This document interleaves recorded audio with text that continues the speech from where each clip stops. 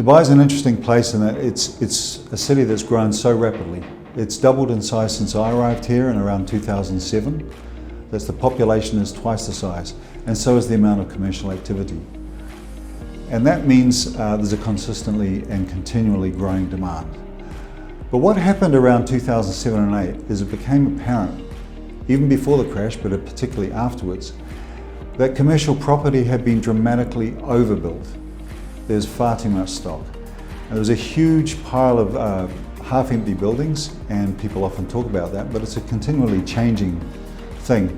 And what's happened is that as commercial activity has increased, the supply has remained static because prices fell to a point where you could not replace an office for the price that you could buy an existing one.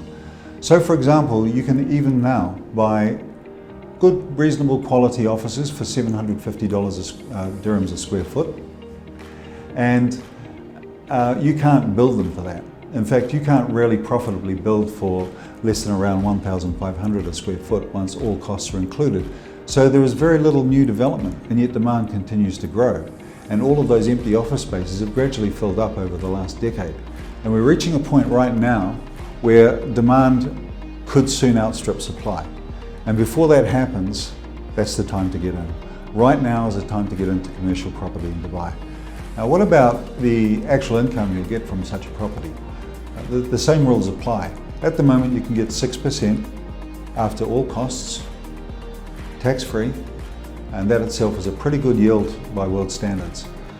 So on your 6%, that's at current prices. Now, for the same reasons, if supply is constrained and demand is growing, we expect those prices to go up over time.